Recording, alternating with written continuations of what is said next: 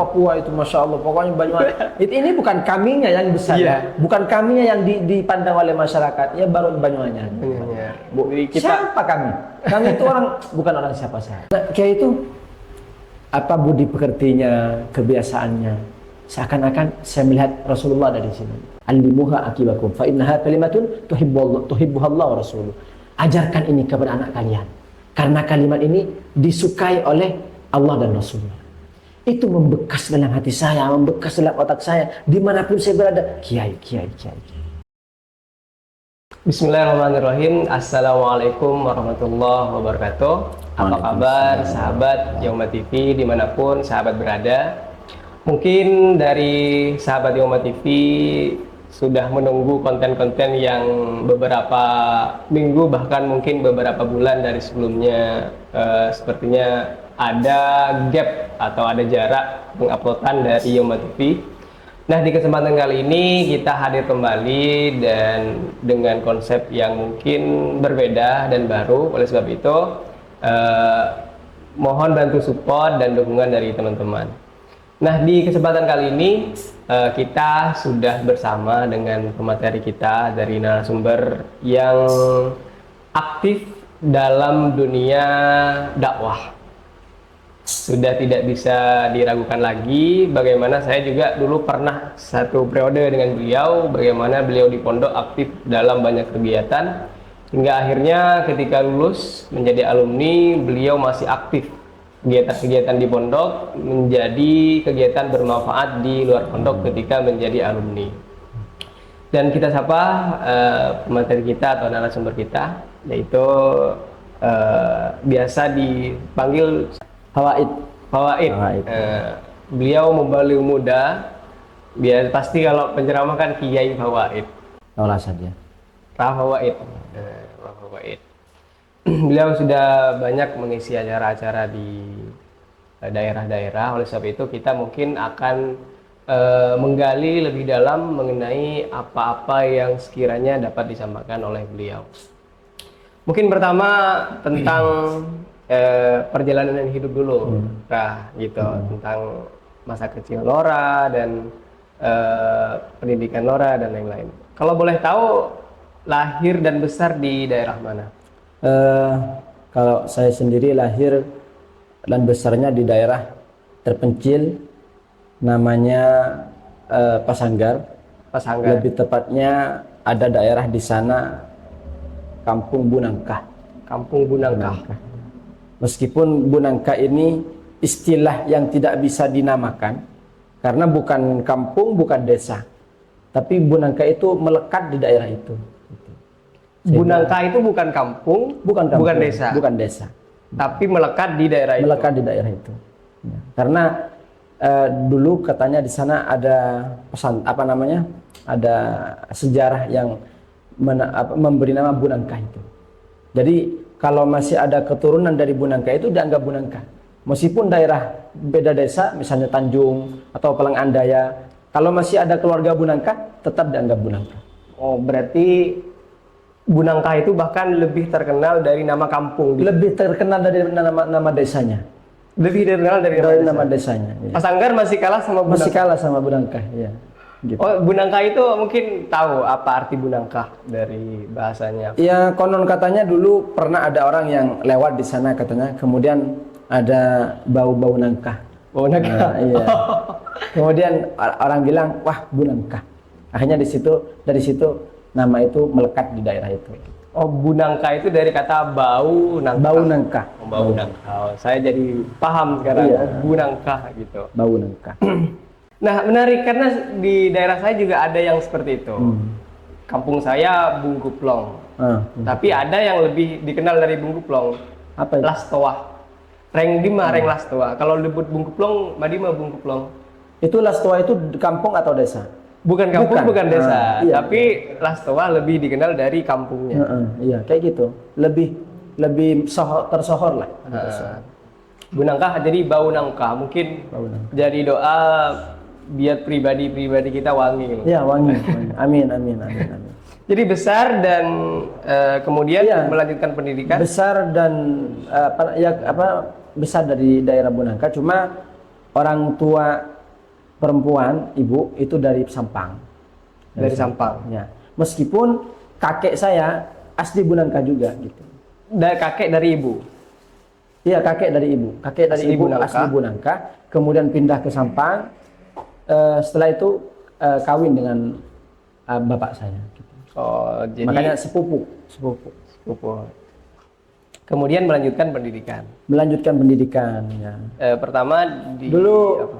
saya dari kecil kalau Quran itu diajari oleh ibu. Ibu yang ngajar Quran saya mulai dari apa? Dulu pakai apa ya? Qiraati. Qiraati, ya. at-tanzil ya. Ya kalau sekarang at-tanzil. Tanzil, ya. Qiraati dari juz 1 sampai juz 6 sampai Al-Quran itu ibu saya. Sampai fasih Sampai baca. fasih itu ibu saya. Tapi untuk kitab itu bapak saya. Kitab yang mengenalkan tentang Iya. isi mungkin fi'il. Ya, Jurumiyah, kemudian seingat saya Tashwiqul Khallan, bahkan ada kitab namanya apa Bahjatul Wasail atau apa itu pertama saya hatam dari bapak saya. Oh, berarti kalau kita simpulkan guru pertama adalah orang tua saya. Orang tua saya. Itu Ya. double itu kemuliaannya. Bahkan dulu saya itu kalau ke rumah ibu ke Sampang itu disuruh cepat pulang karena biar gak ketinggalan pelajaran. Di rumah. Makanya kadang-kadang saya nggak betah di rumah karena masih kecil kan, pengennya apa namanya enak-enak main-main, tapi disuruh pulang ngaji gitu. Pokoknya luar biasa abah itu bapak saya. Tapi sekarang kan efek dari kelelahan itu dapat dirasakan. Amin, insya Allah. Semoga niat saya itu segala amal perbuatan saya, berangkat saya ke dakwah di tempat pulangnya itu saya semua pahalanya saya berikan kepada bapak saya, kemudian guru saya Syamsul Arifin dan ibu saya dan guru-guru yang lain. Itu tidak bisa ditawar lagi. Tidak bisa ditawar lagi. Lalu berarti pendidikan umum pertama kali di mana? Di SD. SD. Di SD. Dan yang ngantar pertama itu bapak saya. Yang ngantar Ke sekolah SD itu bapak saya. Masih ingat itu. Waktu itu masih hujan. Bapak saya dulu orang biasa, petani, bahkan nanam apa? Sukanya itu nanam tembakau. Oh, iya. Kemudian nanam pisang dan sebagainya. Itu kebiasaan bapak saya. Jadi kami itu dari orang-orang yang sederhana lah, orang yang nggak punya. Ya, kemudian setelah SD? Setelah SD baru saya mondok ke Banyuanyar. Oh, berarti masih SD, berarti masih SMP lalu? Masuk ke Banyuanyar, saya pengennya langsung ke MTS waktu itu, MTS PK waktu itu. Oh, MTS PK. MTS PK karena saya pengennya itu fokus di kitab. Karena tanaman dari bapak saya itu kitab, sehingga saya masuk ke pondok, saya pengen masuk ke MTS PK. Waktu itu MTS PK, MTS yang sangat dibangga-banggakan lah soal MDU ya. Soal MDU ya. Akhirnya saya mencoba untuk mendaftar. Alasan guru pada waktu itu kalau nggak salah Ustaz Syamsul Arifin apa gitu MTS. Iya. Saya terlalu kecil waktu itu. Alasannya saya terlalu kecil. Kini hidup baik. Hanya saya mengurungkan niat, bilang sama kakak ipar saya yang menemani saya dari kecil, ya udah dari MI saja dulu. MI? Berarti biar lama gitu. Ya dari MI saya kelas 4 sama kelas 5. 4, oh kelas 4. 2 tahun. 4, 5. Baru setelah kelas 5, kayaknya ini kelamaan ini. Kalau mau lanjut ke kelas 6 ini. Kelamaan ini. Akhirnya Jasa sudah ada. Jasa sudah ada. Udahlah lanjut ke SMP. Nah waktu itu SMP sudah mulai mulai tumbuh. Akhirnya yang rencananya MTS PK malah awalnya MTS PK saya itu. Waktu itu ada iklan Quran di mana di Banyuanyar. Ayah saya itu datang, bapak saya itu datang. Setelah iklan selesai, saya dipanggil sama bapak ke belakang pondok. Waktu itu saya blok O. Blok O. Ke belakang pondok saya dipanggil. Bapak saya itu bilang, tak ngafalin Quran, Ben. Kamu gak mau ngafalin Quran? Akhirnya, iya, saya mau ngafalin Quran. Oh, berarti sebelum SMP? Sebelum SMP. sebelum. Dari motivasi itulah Motivasi ke itu SMP, saya langsung ke SMP ya. Langsung masuk ke SMP dan ngafalin. Gitu. Karena kalau MTSPK sepertinya dulu menghafal alfiyah kalau tidak salah. Pokoknya MTSPK itu kelihatannya wow. Kitab-kitab kan Kitab-kitab semua. Itu mereka kalau sekolah itu kitabnya gini kan. Hebat ini anak MTSPK gitu. Apalagi ke MD waktu itu. Kemudian ya ada peristiwa iklan di Banyuanyar dan oleh ayahnya dimotivasi. Iya, dimotivasi untuk sebenarnya gini, itu yang iklan pada waktu itu ponakan saya. Ponakan sepupu waktu itu. Yeah. Namanya Badrut Tamam yang sekarang jadi dosen kayaknya di Stiba. Itu ngafalin Quran. Tak iklan. Kemudian bapak itu kayaknya pengen anaknya ngafalin Quran juga. Akhirnya saya dipanggil, bantah ngafalin Quran Ki. Ki, saya siap ngafalin Quran. Akhirnya saya ngafalin. Masuk tahfidz lah waktu itu. Yang awalnya naiknya MTSPK udah SMP gitu. Dan setelah saya ngafalin Quran, wisuda hafal 20, cuma wisuda 10 waktu itu. Sebelum itu kelas 2 saya SMP, bapak saya wafat, meninggal. Belum ini iklan Belum. Bahkan wisuda 10 juznya pun bapak sudah tidak ada waktu itu. Kan itu pertama ada wisuda di Banyuanyar waktu saya. Waktu saya 10 juz. Wisuda 10 juz. Wisuda 10 juz 20 30. Kan Itu SMP wisuda dan pertama kali. SMA kan ada wisuda. Berarti itu wisuda pertama kali. Sebelumnya kan nggak ada wisuda, langsung iklan kan. Itu pertama wisuda. Dan bapak sudah wafat. Tapi itu jadi motivasi ya. Motivasi. Alhamdulillah keinginan Bapak tercapai di waktu kelas 2. Amin. Saya sebenarnya selesai itu kelas 3. Kelas 3. Selesai UNAS. Kelas 3 SMP. Iya, UNAS. Cuma ya namanya ini ya anak muda lah. Selesai hafalan Quran itu kayaknya udah setoran lah, kayaknya udah bebas gitu. Udah selesai gitu kan. Padahal selesai setoran. Iya, selesai setoran. Kayaknya udah selesai, udah hafal gitu kan. Padahal enggak gitu. Nah, itu istirahat. Kelas 1 itu istirahat. Santai lah, maksudnya nakal apa. Hanya kelas 2 dipanggil sama guru saya Ustaz Muhammad Ayatullah itu. Dipanggil, disuruh lanjutin hafalannya. Dan alhamdulillah kelas 2 saya iklan. Kelas 2. Aliyah, SMA. Berarti dulu motivasinya hanya untuk selesai setoran gitu ya. Maksudnya kalau orang ngafalin Quran tuh kayak gitu kalau waktu zaman saya. Kalau udah setoran itu kayaknya udah selesai gitu. Udah setoran hatam, udah istirahat. Padahal harus nahkek dulu kan. Iya, tidur apa gitu. Seakan-akan sudah selesai padahal hafalannya kosong masa itu.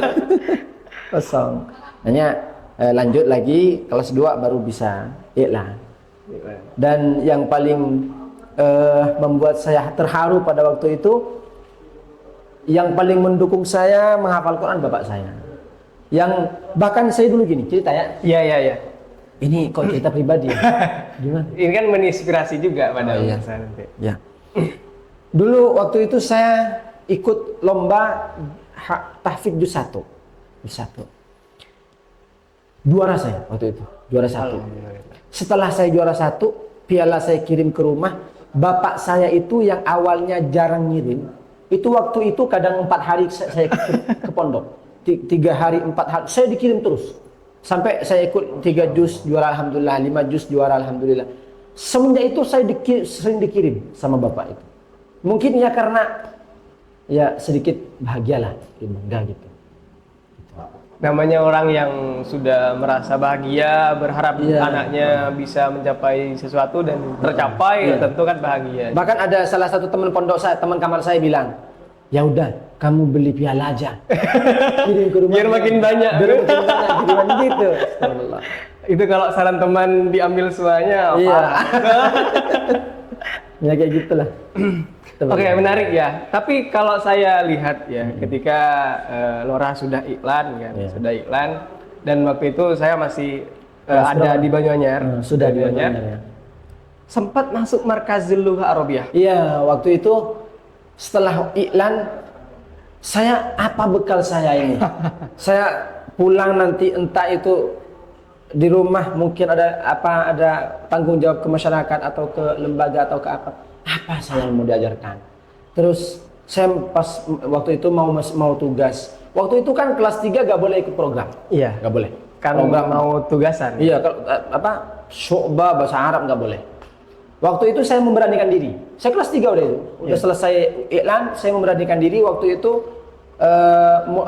Direktur Markas bahasa Arab itu kalau nggak salah Ustadz Nur Hasan. Iya. Nur Hasan Bucur yang sekarang ada di Kalimantan kayaknya. Datang saya. Ustadz, saya mau daftar bahasa Arab. Wah, nggak bisa. Udah kelas 3 gitu kan. Enggak Ustadz, saya ini benar-benar kosong. Saya dulu sebenarnya pernah masuk syu'bah, cuma ditahfidz. Ya maksudnya nggak maksimal. Pokoknya saya Ustadz, saya usaha. Tapi janji ya, aktif ya. Janji Ustadz, janji. Saya bayar berapapun, gitu. Saya bayar berapapun, yang penting saya keterima. Ini niat saya untuk biar saya punya pengalaman, punya tambahan ilmu Ustadz. Ya udah, saya suruh daftar sama Ustadz, suruh daftar. Pas tesan itu saya pulang. tes bahasa Arab saya pulang. Sudah mengecewakan di awal anaknya. Ya, betul. Saya pas tes itu pulang karena mbak saya sakit waktu itu. Saya pulang. Akhirnya saya balik ke pondok. Saya sudah nggak ikut tesan. Saya datang ke Ustadz. Ustadz, gimana Ustadz saya? Udah, kamu dimasukin di kamar Al-Maliki. Al-Maliki. Paling tinggi itu. Padahal saya kan tes.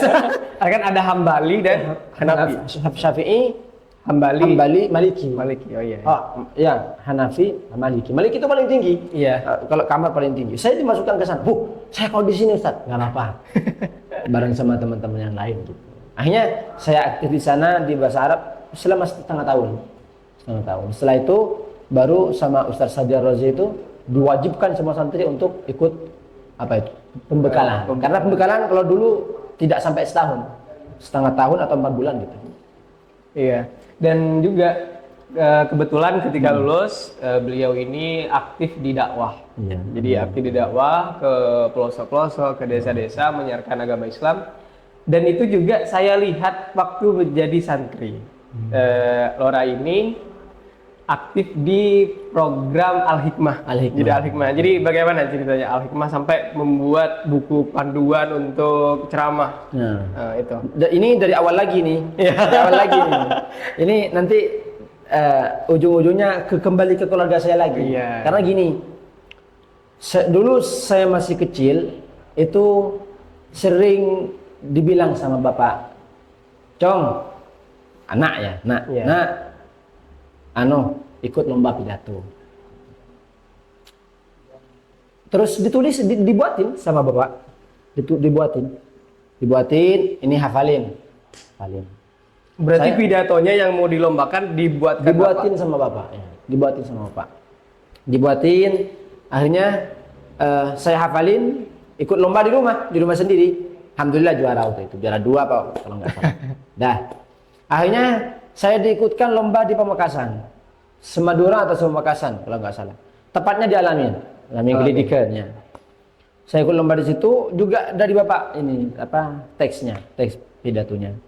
Saya ikut lomba, alhamdulillah juara 2. Kalah sama perempuan. Tetap juara 2. Ya, kelas juara 1-nya perempuan, kalah sama itu.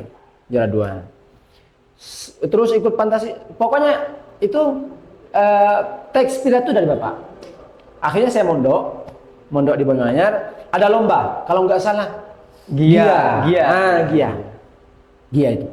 Saya bilang, nelpon, saya mau ikut lomba. Ya udah, saya kirimin teksnya. Masih dibuatin. Support sekali. Ya, support. Dibuatin sama bapak, dibuatin. Hanya dikirim. Karena waktu itu jarak waktu itu sempit, kalau nggak salah 5 hari atau 4 hari, saya nggak hafal, nggak lancar langsung, nggak maksimal hafalannya. Nyampe ke atas, mandek, pokoknya posang, pusing waktu itu, nggak hafal, nggak lancar, turun, nggak juara. Asalnya juara 2 malah nggak juara, bukan juara 1. Nggak juara waktu itu. Akhirnya, wah, ini kayaknya kalau ngandalin teks terus. Ngandalin bapak terus kan? Ya, ngandalin teks terus. Ini nanti ujung-ujungnya apa ya? Kayak hafalan lah gitu. Ya. Akhirnya waktu itu ada lomba ONI yang mengadakan. ONI yang mengadakan. Itu saya pertama kali mencoba berpidato dengan tanpa teks. Tanpa teks, cuma buka hadis, saya bawa coba itu. Itu kalau nggak salah lombanya malam Jumat. Waktu itu musuhnya itu Ustaz Hasan Al-Farisi, bucur yang alumni Madinah itu. Terus Musyfiqul Khair yang sekarang aktif di politik itu. Iya. Nah, itu luar biasa itu. Kalau ceramah luar biasa itu. Itu kalau Ustaz Musyfiq itu kalau ceramah yang di dapur itu datang. Di dapur datang. Karena saking bagusnya intonasi pidatonya, lahjahnya dan sebagainya. Yang di dapur yang mana yang jauh datang untuk menyaksikan Musyfiqul Khair itu. Itu musuhnya waktu itu. Ya saya bismillah, saya coba waktu itu. Saya masih ingat hadisnya itu. Ahibbul Arab li thalathin, li'anni Arabi wal Qur'anu Arabi wa kalamu ahli jannah fil jannati Arabi. Saya bawa hadis itu. Bahasa Arab. Iya, bahasa Arab. Cintailah bahasa Arab karena tiga, karena saya orang Arab, karena Quran bahasa Arab dan kalam ahli surga bahasa Arab. Itu saya bawa waktu itu. Alhamdulillah, pas pengumuman itu diambil dari juara tiga. Kalau nggak Ustaz Hasan Al-Farisi. Nggak ada namanya. Iya. Juara 2 Musyfiqul Khair. Kok saya nggak ada itu? Sudah putus harapan. Iya, Musyfiqul Khair itu luar biasa. Yang diidolakan tidak juara kan? Semua santri ya. Waktu itu kalau nggak salah jurinya itu Ustaz Hasan Basri, orang Pasanggar, cuma kayaknya keluarga sekarang ke Sumeneb. Yang satunya Ustaz Abdul Mukid, sama Sumeneb.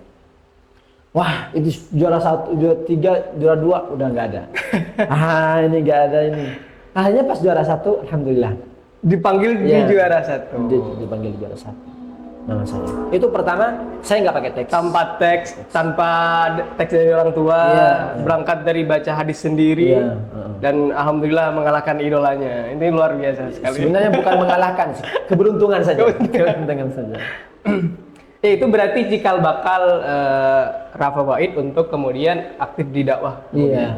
Dan mengadakan itu akhirnya ya Al-Hikmah itu. Al-Hikmah akhirnya sama teman-teman gimana ini kalau diwadahi aja, kalau dibuat wadah gitu. Akhirnya musyawarah waktu itu di masjid, di mushola masjid waktu itu untuk membuat wadah itu, kemudian musyawarah nama.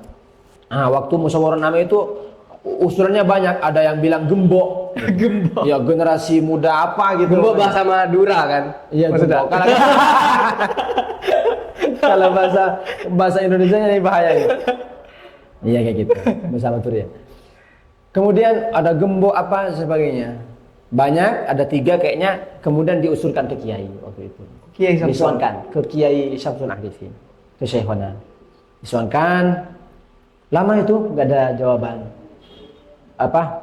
Motor lagi bilang bagaimana Kiai, belum ada jawaban. Mungkin melihat kesungguhan. Kemudian sampai beberapa kali akhirnya beliau memberi nama. Kemudian dikasih nama Al-Hikmah. Jadi Al-Hikmah itu asli dari Kiai.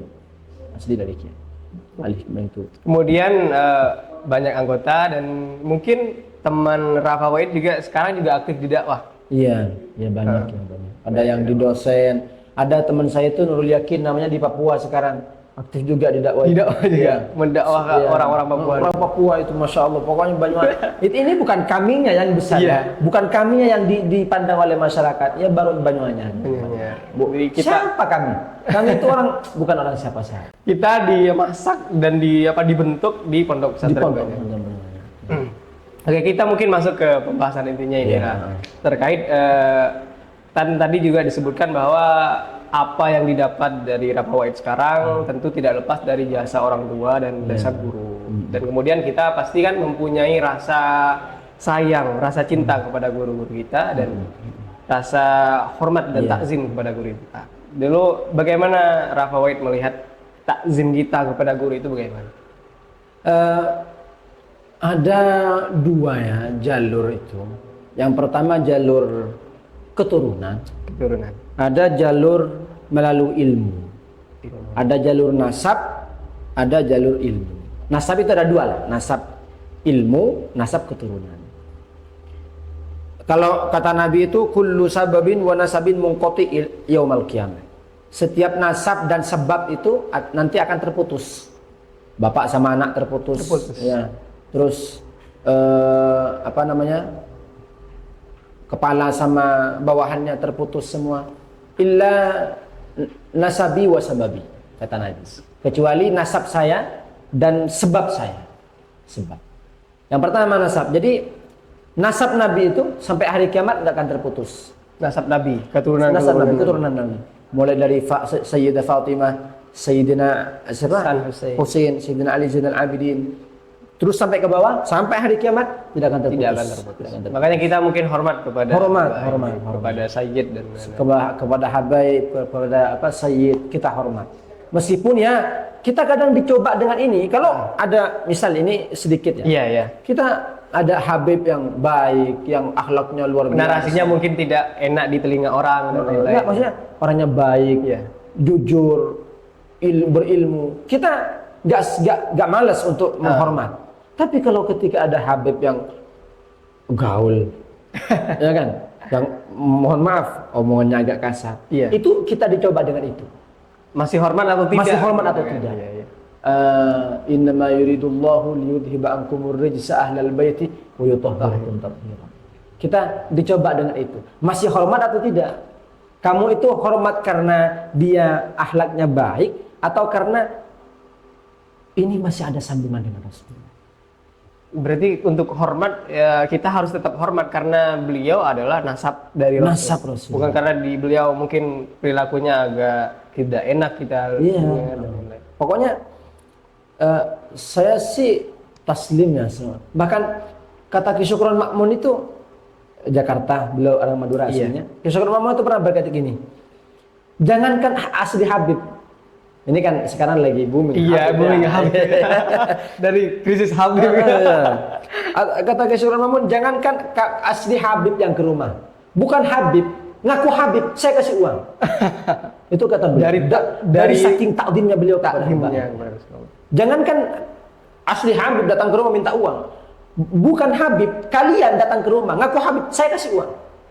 Dari kehati-hatiannya mungkin beneran. Dari kehati-hatian. Ini kan kadang orang ada Habib datang, wah, are benih Habib ini bukan Habib ini, gitu kan. Suudonnya didahulukan suudonnya. Iya kalau benar suudonnya. Apa prasangkanya? Kalau misalnya salah, ternyata itu Habib beneran gimana gitu. Makanya husnuzon itu baik meskipun keadaannya salah gitu. Sedangkan suudzon salah meskipun kenyataannya benar. Nah, kemudian itu nasab ya, nasab. Kemudian sababi. Yang sababi itu yang juga tidak akan terputus. Apa? Sebab-sebab yang bisa kita tersambung dengan Rasulullah. Siapa sebab yang bisa menyambungkan kita kepada Rasulullah kalau bukan guru? Kalau bukan kiai. Nah, kiai itu sebab. Ulama. Ulama. Nah, sebab kita bisa sampai ke Rasulullah lewat guru kita. Makanya hubungan murid dan guru itu tidak sama dengan hubungan yang lain. Tidak sama. Bahkan kata ulama itu, uququl walidain tamhuhu taubah. Berdurhaka kepada orang tua bisa diharap taubatnya. Bisa masih ada peluang taubat. Tapi kalau udah durhaka kepada guru, nggak ada jalan taubat sudah. Nggak ada jalan taubat. Makanya ada seorang ulama mengatakan, kalau andai kalian cari berkah kepada semua habaib, kepada semua ulama, kepada semua sayyid, cari berkah. Tapi kepada guru yang di atasmu tidak punya akhlak, tidak punya adab, terputus. Kalian meskipun cari berkah yang dari ulama yang lain itu, kalian tidak bisa tersambung dengan Rasulullah. Kenapa? Karena di atasnya sudah terputus. Nasab ilmu itu lebih kuat berarti. Lebih kuat daripada nasab keturunan. Keturunan. Kata ulama, orang tua itu menurunkan kita ke bumi. Guru menaikkan kita ke langit. Itu luar biasa. Makanya guru itu luar biasa lah. Keberkahannya tidak ada duanya kalau soal guru. Tidak boleh ditawar. Bagaimana kita tetap hormat kepada guru kita. Ya kembali kepada yang tadi lagi. Kadang anak guru kita cemil. Itu sebenarnya cobaan kepada kita. Cobaan kepada kita apakah tetap hormat? Tetap hormat atau tidak. Bahkan kalau kita sekarang dulu di pesantren belajar taklim kan yang berhubungan pada guru bahkan harus kita hormati. Harus kita hormati, ya. Apa wa min ta'dhimil ilm ta'dhimul ustad wa ma apa? Pokoknya sebagian dari mengagungkan ilmu yaitu mengagungkan ustad dan yang berhubungan dengannya. Saya dulu pernah ini buat syair itu. Mungkin bisa dibacakan. Itu yang santre selebur aptek itu mungkin bisa kak dinto tante santre bekal sengas tete aja geteng kakulina kak dinto tante santre bekal ontongah salaman itunya barokah ilmunah. Nah itu mungkin lebih bisa pemirsa dengarkan lebih seksama bagaimana full dari syair ini sampai selesai. Ya. Mungkin 4 baris atau 6 baris lah. Bagaimana? Mana biikon pakon sareng kuruna lituli karena dari saking ketenah mun pak rapaan beda iya jumenah nunduk tak bengal maunga kamu anah tak oleh hukum mah manggil dak kuruna kala benyebutnya mah kala benyebut wah ini ada kekeliruan ini siapa yang nulis ini? Kayak gitulah pokoknya. Iya, tapi itu memang Ajunan yang membuat. Iya, waktu itu kakak bilang, coba kamu buat syair tentang murid sama guru. Ini saya buat ini. Dan kemudian kita kan sudah beda zaman. Maksudnya dulu kan mungkin tidak ada medsos dan lain-lain. Dan kemudian kita dihadapkan pada era yang sudah ramai sekali di luar. Dan bagaimana kita menjaga untuk tetap tetap menghormati guru di era yang sekarang sudah mungkin lumayan lumayan ramai dan lumayan membuat kita berkurang rasa hormat kita kepada guru. Sebenarnya gini, sekarang ini semuanya dibuka oleh Allah. Semuanya dibuka oleh Allah. Dulu untuk bisa baca Quran saja harus kadang sampai tua, sampai umur 20 tahun baru bisa hafal Quran, bisa baca Quran. Sekarang 5 tahun sudah bisa baca Quran. Dari At-Tanzil 1 sampai 6 sampai Quran, juz 6 umur ke 6 tahun sudah bisa. Jadi sekarang sudah dipermudah oleh Allah. Ilmu itu dipermudah. Baca kitab sudah banyak sekarang orang. Tapi ini yang mulai dikikis oleh Allah. Diambil, mulai diangkat oleh Allah. Keberkahan ilmu. Keberkahan ilmu. Dulu itu orang meskipun bodoh ya, bukan bodoh lah. Kurang tahu, kurang informasi, kurang pengalaman, kurang ilmu. Tapi mereka keberkahannya luar biasa. Keberkahannya luar biasa. Dulu itu kalau ada guru, ada kiai, dari saking hormatnya orang-orang itu kepada kiai, meskipun dia punya uang 2.000 dia kasih. Dari saking ingin mengharapkan keberkahan. Gitu. Itu orang dulu. Makanya orang dulu itu lisannya itu tajam. Dia mengungkapkan suatu berkata-kata melekat di hati anak-anaknya itu. Sekarang kurang pengalaman orang tua, kurang pintar orang tua.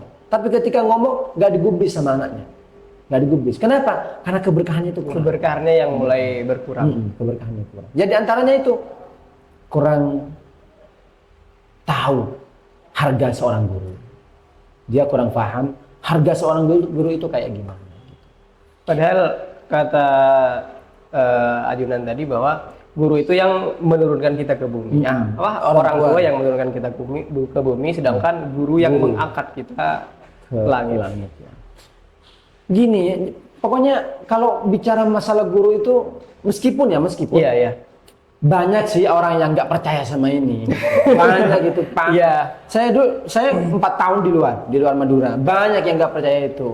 Bahkan ada satu daerah yang mana kalau gurunya ngajar, kalau nggak nggak diprotes, nggak asyik sekolah. Iya, berarti guru harus diprotes, harus dikecar dengan banyak ini gitu, sampai melemah. Gitu. Tapi untuk kita kan nggak, ditaklimkan nggak. Kata seorang ulama, kalau kalian bertanya kepada guru liyudhaif, untuk melemahkan gurunya, untuk mengetahui kelemahan gurunya, maka ilmu sudah terlewat dari hatimu. sudah terlewatkan. Pokoknya luar biasa lah. Sampai ada kata man qala li syaikhihi lima lam yuflih abada. Orang barang siapa yang berkata kepada gurunya, kenapa Kiai? Misalnya, masih protes. Kenapa? Masih protes. Lam yuflih abada. Dia tidak akan bahagia selamanya. Ini dari saking kehati-hatiannya kita kepada guru. Memang keberkahannya yang mulai diangkat. Iya. Kalau semuanya sudah dibuka oleh dibuka oleh Allah, dibuka. Pinter ini, sebentar lah wisuda di sini, wisuda di sana, wisuda. Sudah wisuda di mana-mana. Di mana wisuda, mana. Tapi mana hasilnya? Mana hasilnya gitu kan. Ini mengingat atau terkait tentang hubungan guru dan murid ini. Kalau Rafawid sendiri bagaimana melihat sosok Kiai Muhammad Syamsul Arifin? Masya Allah. Ya. Saya dulu itu pas masih di pondok, saya sempat bilang kayak gini. Ini kayaknya Rasulullah berjalan deh, gitu. Ya. Akhlaknya luar biasa. Ini kayaknya Rasulullah berjalan deh, gitu. Kiai itu, saya tuh kan pernah jadi muadzin, tukang adzan. Pasti dekat sekali ya. Enggak dekat, cuma sering ngulatin beliau. Saya tuh sering beberapa kali salah. Disuruh adzan itu disuruh pendekin sama Kiai, tetap aja panjang. Ikut Mekah. Iya, tetap aja panjang. Karena Kiai itu nggak suka adzan yang di lagu-lagu yang panjang. Itu Kiai nggak pernah marah, tapi tetap ngingetin. Jangan panjang-panjang kalau adzan. Panjang lagi, teman saya itu panjang. Diingetin jangan panjang-panjang. Tapi nasihatinya itu pakai isyarat, nggak langsung. Iya. Itu Kiai luar biasa. Kesabarannya itu sekarang saya baru paham gitu setelah saya menghadapi masyarakat. Apalagi salah sampai 1-2 kali. 1 kali aja udah marah saya. Karena tak leme toro. Iya, ini kok ini kan apa gitu kan. Tapi Kiai itu luar biasa. Setingkat Kiai saja masih sabar. Luar biasa itu. Kiai. Nah, Kiai itu apa budi pekertinya, kebiasaannya. Seakan-akan saya melihat Rasulullah ada di sini. Sholatnya itu Rasulullah. Kiai itu. Kesabarannya luar biasa. Bahkan kata seorang alumni, saya tidak menemukan manusia sesabar beliau. Ya. Pernah saya menemukan katanya di Mesir, bukan sama, mirip. Bukan sama, mirip. Tidak menyamai. Iya, kesabarannya, kehilimannya. Sudah hilim kan? Sudah di atas sabar. Iya, hilim beliau.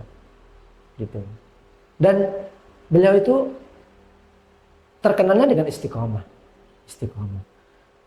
Saya pernah dengar cerita kayak gini. Nggak tahu ini sahih atau tidak, tapi ini saya pernah dengar cerita dari alumni, dari guru juga. Kiai itu katanya pernah di depan Kiai Abdul Hamid Baqir. Iya. Di depan beliau kan Kiai Abdul Hamid ngerokok. Iya. Itu katanya puntung rokok dibuang. Keinjak sama Kiai. Kiai Syamsul. Ya, keinjak. Itu kan panas kan. Nah, katanya beliau itu nggak berani ngangkat. Kakinya itu nggak diangkat sama Kiai. Nggak diangkat. Ta'ziman li Syekh Abdul Hamid Baqir. Karena di waktu itu di depannya ada gurunya, Kiai Abdul Hamid Baqir. Beliau nggak ngangkat. Padahal panas kan. Puntung rokok. Beliau nggak ngangkat sampai katanya ketahuan sama Kiai Abdul Hamid Baqir. Kan yang tetap aja, akhirnya diangkat sama Kiai. Itu guru kita. Panas. Syekh Muhammad Syamsul Arifin. Luar biasa. Kalau cerita beliau nggak ada ujungnya. Luar biasa. Bahkan katanya dari dulu memang Kiai itu dilatih sama Kiai Abdul Hamid Baqir, dikasih hizib, dikasih amalan, dikasih apa. Beliau lakukan semuanya itu dengan ikhlas. Iya, makanya alumni juga banyak mengarang tentang keteladanan beliau dari syair, buku. Ya, Ustaz Muhsin Muiz itu. Ya, Ustaz Muhsin Muiz juga menjelaskan tentang itu dari syair-syair beliau. Bahkan gini, bukan hanya saya ini, banyak alumni. Itu dalam kehidupan sehari-hari seakan-akan Kiai ada di sini. Ada di pikiran dan di hati. Nggak tahu kenapa, itu selalu ada. Kadang saya kalau masuk rumah, itu keinget Kiai. Kiai itu pernah saya dulu ngaji di depan masjid itu, ngaji. Kiai itu masuk masjid, masuk kamar, masuk rumah. Itu beliau bilang, Assalamualaikum. di dalam kan itu dekat sama masjid kan. Itu kan ketika Kiai Syamsul Arifin masuk rumah, assalamualaikum. Itu tertanam dalam benak saya. Ketika mau masuk, saya ingat Kiai. masuk rumah, Assalamualaikum. meskipun ada orang tidak ada orang, Iya, kalau itu kan ada kan masyhur di dawuh beliau kalau masuk, kalau ada orang assalamualaikum, kalau nggak ada orang assalamualaikum wa ala ibadillah sholihin. Itu dalam benak saya ada semua itu. Gitu. Mohon maaf ya, ini sampai urusan sholat. Iya. Di beberapa kitab fikih, kalau sujud dari bangun ke sujud itu kan tangan di duluan lah. Iya. Utama. Tapi Kiai itu pakai lutut duluan. Ketika sholat, Ketika ruku, ketika sujud ruku duluan. Saya pakai itu. karena melihat Pokoknya ikut Kiai saya. kayak hadis Rasul itu kan, sallu kama. Ra'aitumuni usolli. Ya meskipun dalam beberapa kitab mengunggulkan tangan, tapi karena guru saya Kiai itu mengunggulkan lutut, saya unggulkan lutut. Ya meskipun di kitab Bulughul Maram ada itu. Ada yang diriwayatkan dari siapa gitu, Nabi mengunggulkan, mendahulukan lutut gitu. Tapi dalam syarahnya hadis ada saya menemukan kitab katanya itu makhluk, kebalik hadisnya gitu. Tapi saya ikut Kiai. Tapi karena Kiai yang mencontohkan seperti itu, dan Kiai pasti sudah memeriksa teks-teks itu kan. Iya. Dan dari pemahaman beliau kemudian mempraktikkan itu. Saya di Jakarta banyak teman alumni. Itu katanya bilang, saya selalu ingat ke Kiai ya, gitu. Padahal dia itu nakal apa gitu.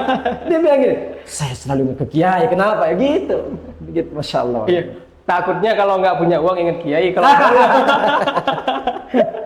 baru nggak ingat Kiai. Iya, Kalau sudah. pokoknya Ini alumni ya, ingatlah Kiai di saat kalian bahagia. Fisarra wa dharra. Dalam keadaan lapang, dalam keadaan sedih, ingatlah kepada Kiai. Luar biasa beliau. Dan bagaimana mungkin juga menanggapi tentang ya generasi sekarang yang mungkin menganggap sudah mulai berkurang rasa hormat kepada guru-guru itu bagaimana? Ya sebenarnya gini, sekuat apapun pesantren itu, kalau nggak ada dorongan dari orang tua, lemah. Orang tua peran utama. Iya, lemah. Sekarang ini banyak santri yang nggak betah di pondok. Banyak itu. Apa sebabnya? Yang pertama, ketika pulang dilantur sama orang tua, dibebaskan. Beli HP yang 5 juta. Nah, yang sampai gini gitu, layarnya sampai 5. Iya, layarnya sampai gini, sampai bengkok gitu kan. Iya. Terus dikasih Honda yang mahal, yang bagus. Knalpotnya itu. Mereka ketika mau balik sudah malas. Secara akal, apa hasilnya mondok? Jauh dari rumah, jauh dari orang tua, kemudian cuma gini. Mending di rumah main HP sama Seolah liburan mereka ya. Iya. Soal liburan itu artinya adalah meninggalkan apa-apa yang sudah dibawa di pondok. Padahal liburan untuk mengamalkan, menambahkan pengalaman.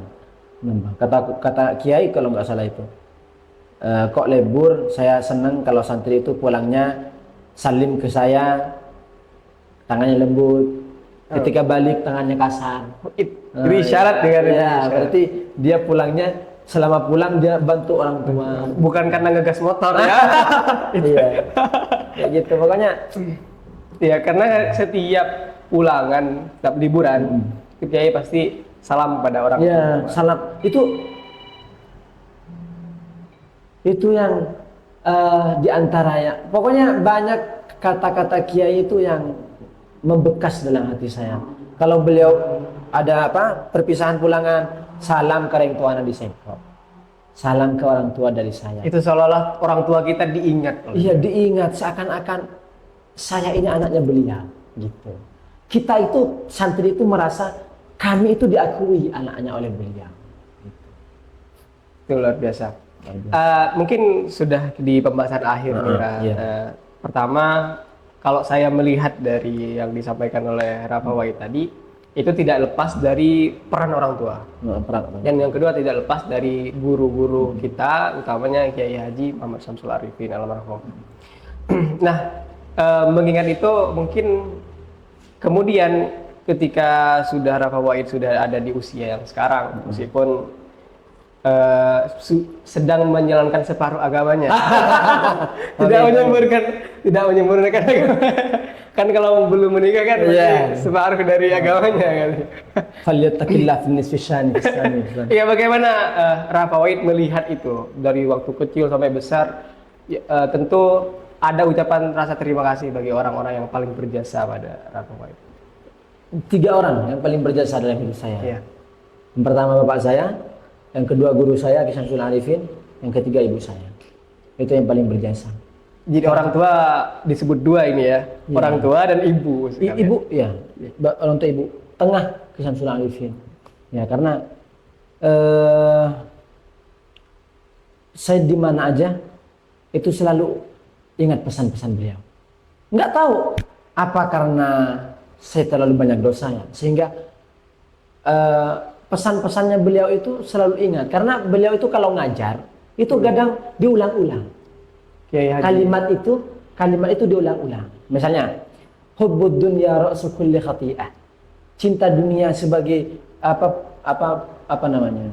Kepala dari semua kesalahan. Itu sering diulang-ulang sama kiai. Ada pokoknya banyak kalimat-kalimat yang itu kayak idza kunta fi amrin fa kun fihi muhsinan. Terus ittaqillah haitsu ma kunta. Itu kalimat yang dasar cuma beliau ulang-ulang. Mungkin kalau orang yang nggak paham, ini kiai nggak alim ya. Nggak hafal banyak hadis, nggak hafal banyak hadisnya gitu. Sehingga itu aja yang disampaikan. Tapi ketika saya mulai paham, oh ini manfaatnya. Sampai membekas kepada otak santri itu. Gitu. Membekas benar itu, ittaqillah itu makunta, membekas kepada itu, saya. Kayak kalau dengar kalimat itu seolah-olah kiai yang membekas. Kiai yang bukan enggak kelihatan nabinya gitu, kiainya gitu. Kayak itu. Ya azim. Iya, ketika pas buka puasa itu. Biasa. Itu kiai yang ngajarin. Bahkan saya sebelumnya enggak tahu ya azim. Dari dulu saya pakai Allahumma lakasumtu di kamar. Iya, sekarang apa ya, sangat terasa itu. Terasa ya azim. Sampai kiai itu bilang allimuha aqibakum. Nah, hadisnya kayak gitu. Allimuha aqibakum fa innaha kalimatun tuhibbuha Allah wa rasuluh. Ajarkan ini kepada anak kalian. Karena kalimat ini disukai oleh Allah dan Rasulnya. Itu membekas dalam hati saya, membekas dalam otak saya, dimanapun saya berada. Kiai. Ya Allah. Itu apa? Metode kiai. Bahkan kiai itu sering sekali cerita tentang hijrahnya Nabi waktu ke Mekah, dari Mekah ke Madinah. Iya. Dan setiap beliau kisah cerita tentang itu pasti yang pertama nangis, yang kedua baca seolah-olah saya sedang berbincang-bincang dengan almarhum. Dan ketika santri itu ikut kiai itu nangis. Iya. Nggak ikut, nangis. Setelah selesai baru beliau. Itu kiai. Luar biasa sekali. Jadi itulah pemirsa bagaimana kita berperilaku dan menjaga ketakdiman kita kepada guru-guru kita. Apa-apa yang beliau sampaikan tadi juga tidak lepas dari keteladanan guru-guru kita, utamanya kiai kita Haji Muhammad Syamsul Arifin. Ya mungkin itu saja ya pembicaraan kita pada 1 jam lebih kayaknya. 1 jam. Tapi kayaknya baru 10 menit. Karena di majelis ilmu gitu kan amin. Menyenangkan kalau ada di majelis ilmu. Tiba-tiba saja sudah 1 jam. Dan itu mungkin pembicaraan kita pada kesempatan kali ini. Mudah-mudahan pemirsa, sahabat Yoma TV itu dapat mengambil manfaat dari yang kita sampaikan. Kalau ada kurang dan salahnya, mohon maaf sebesar-besarnya dari kami. Sampaikan. Assalamualaikum warahmatullahi wabarakatuh. Waalaikumsalam warahmatullahi wabarakatuh.